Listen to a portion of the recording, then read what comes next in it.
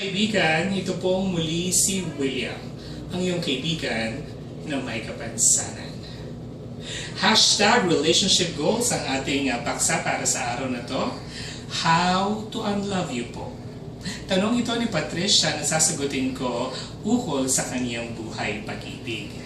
Na gusto ko maging symbolic ang lahat, so ang aking mga payo ay magsisimula sa titik A or sa letter A dahil ito ang unang alpabeto maging ng Ingles or ng Pilipino. Ang una kong A na payo sa'yo, aminin sa sarili na ikaw ay nasa isang sitwasyong mali.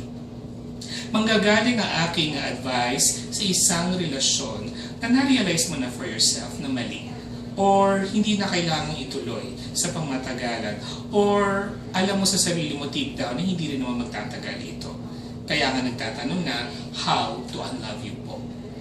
Kailangan ko ng matapang na version ng pagkatao mo to acknowledge yung realidad na ito ay isang relasyon na kailangan mo ng putulin or iwanan at iwaksi sa iyong sistema. Have an honest conversation with yourself in the mirror at simulan mo mula dito na kausapin yung taong mahal mo na kahit siya ay taong inibig at pinagmalasakitan mo for a long time, ay kailangan mo na putulin ang relasyon niyo.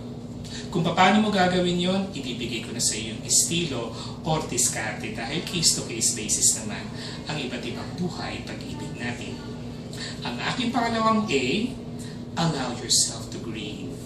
Now, alam ko kapag ka pinuputol or nagtatapos ng isang relasyon, kahit naman alam natin na ito ay mali o kailangan ng matapos, masakit pa rin. After all, nagmahal ka, nagmalasakit ka sa isang tao. So definitely, this would take some time for you to adjust to the feeling na wala na siya or in-unlove mo na siya. Kung paano mo ito gagawin, again, it's a case-to-case basis, but I would suggest na kung kinakailangan mo mag-umiyak, magsunog, or magbalik ng mga mementos, or kalimutan yung mga dating lugar kung saan naaalala mo siya, take the time. Take as much time as you need to grieve and to reconcile na ang bagong realidad ng buhay mo ay isang kwento na hindi na siya kabilang. Now, when all is okay at ikaw ay naka-recover na, my last A para sa iyo ay to arise like the phoenix from the ashes. This mythical bird actually arose from the ashes of destruction. At kaya mo rin yung gawin. You can start over, magsimula ng bagong yugto ng iyong buhay, and this time, be a wiser version of yourself.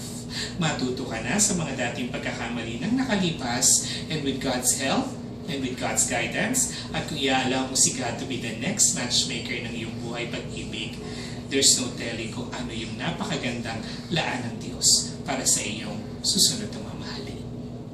I hope sa lahat ng ito ako ay nakatulong, and I pray that all things would go well with you when you unlove somebody. Hanggang sa muli kaibigan,